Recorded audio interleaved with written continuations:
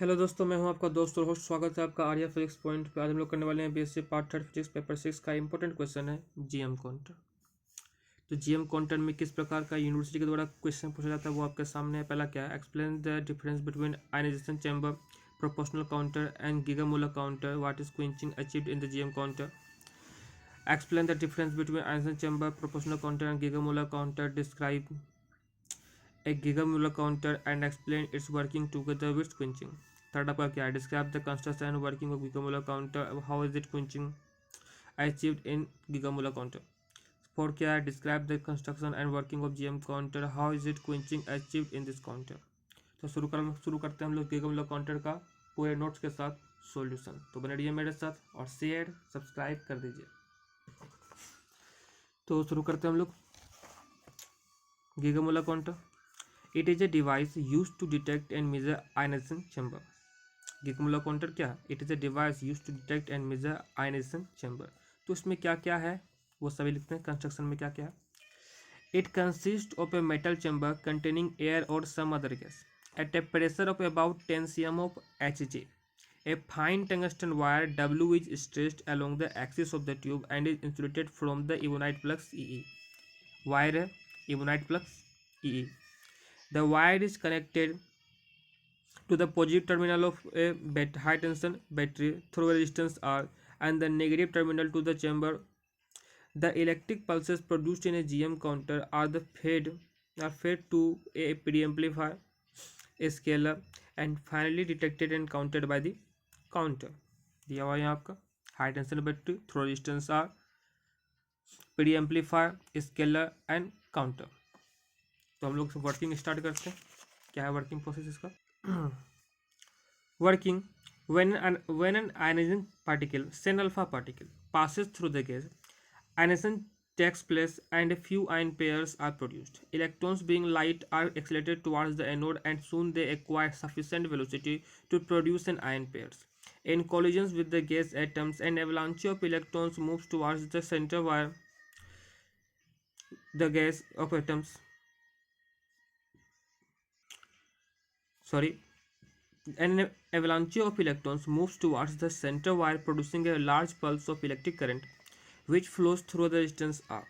The potential difference thus the developed across R is amplified by an amplifier and is made to operate a mechanical counter. In this way, a single particle can be registered. The first avalanche is soon followed by another avalanche. The main cause of the secondary avalanche is the emission of electron from the cathode due to heavy bombardment of it by positive ions, which practically remain stationary during the first avalanche.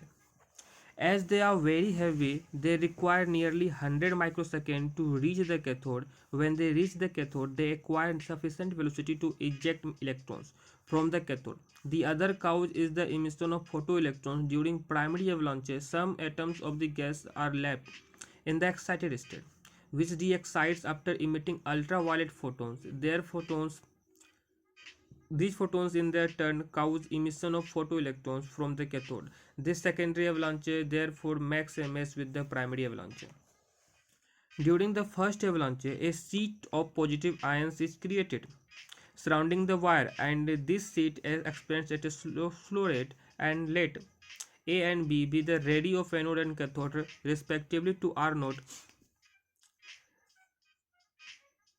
If it is and R naught the radius of sheet at any instant. Again let Q be the charge per unit length of the anode wire and Q is the charge per unit length of the sheet. Then the electric field in the space between electrodes at a distance R from axis is given by E1 equal to Q by 2 pi epsilon r for A less than R naught and E2 equal to Q plus Q by 2 pi epsilon r for R naught less than R less than B. तो आपका ये क्या है और ये आपका sheet B A R naught. The potential difference between the anode and cathode is given by V naught equal to A to R naught Q by 2 pi epsilon r into dr plus R naught to B Q plus Q into dr by 2 pi epsilon r equal to क्या हो जाएगा A to B Q into dr by 2 pi epsilon r plus R naught to B Q into dr by 2 pi epsilon r. यहाँ भी Q था R naught to B था तो A to B हो गया direct Q into dr by 2 pi epsilon r और यहाँ R note to be सिर्फ बड़े वाला क्यू, कैपिटल क्यू दिया हुआ 2 पाइप साइलेंट। तो निकालते हैं हम लोग, सॉल्व करते हैं। सो क्या होता है, वी नोट बराबर Q by 2 pi epsilon epsilon log B Y हो जाएगा plus Q by 2 pi epsilon log B by R naught हो जाएगा यहाँ पे। तो हमको क्यू का वैल्यू निकालना है, तो क्यू का क्या हो जाएगा, ये बड़ा बड़ा वैल्यू इस तरफ आ जाएगा, तो V naught minus Q by 2 pi epsilon log B by R naught होगा। और ये 2 पाइप साइलेंट क्या हो जाएगा मल्टीप्लिकेशन में, और ये क्या हो जाएगा डिवीजन में। तो क्यू बराबर 2 pi epsilon log B by V naught minus Q by 2 pi epsilon log b by r naught. It is clear from above that when the positive ion sheet moves towards the cathode, r naught increases and negative term decreases, and hence the field strength attains its maximum value. The positive ions reach the cathode and eject electrons. अब characteristic curve of GM tube, ये counting rates ऊपर है और counter voltage नीचे दिया हुआ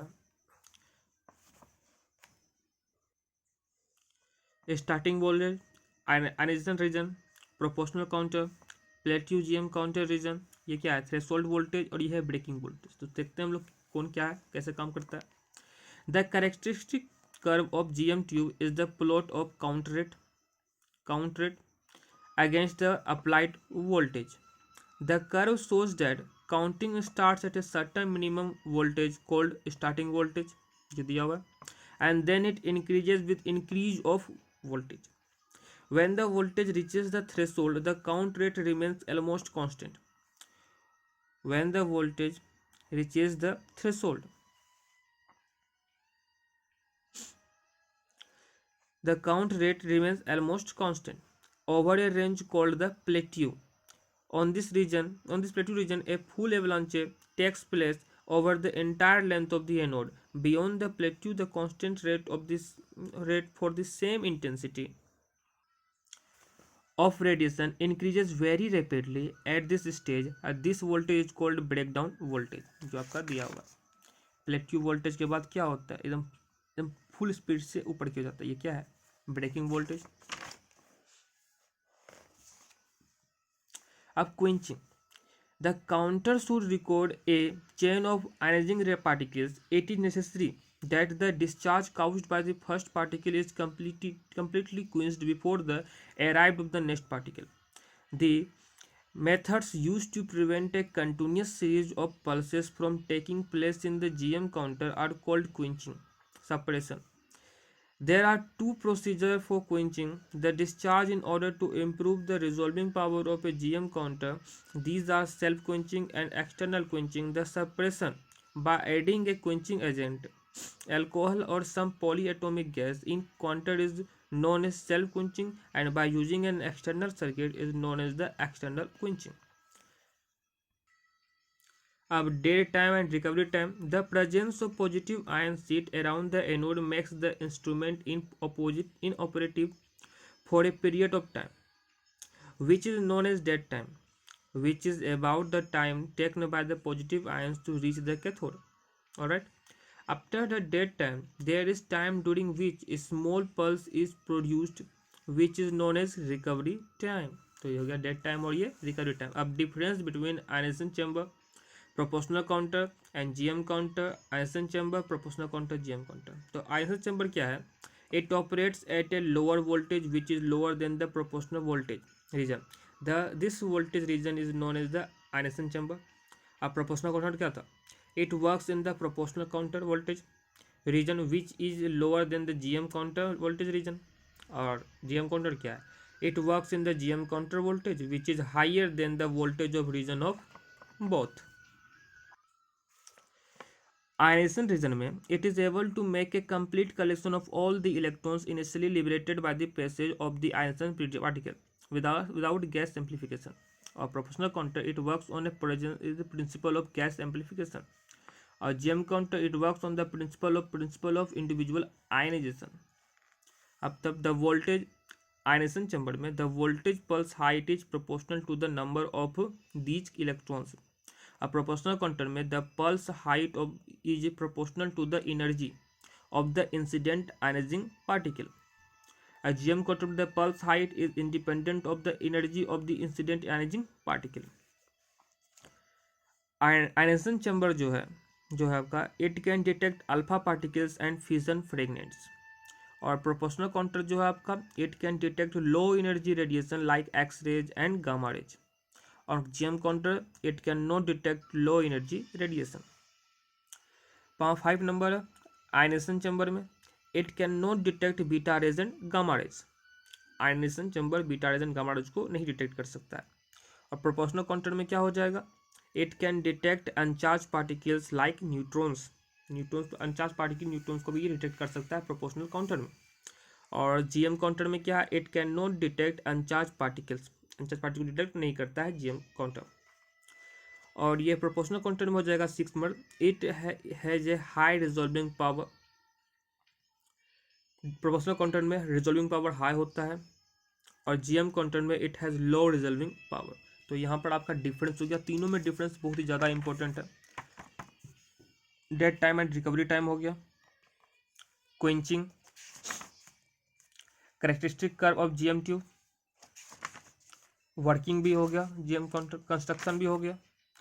तो जो भी प्रॉब्लम होगा आप हमको क्या कर सकते हैं, कमेंट में पूछ सकते हैं, और लाइक शेयर एंड सब्सक्राइब कीजिएगा। ऑलराइट, मिलते हैं आपसे नेक्स्ट वीडियो में।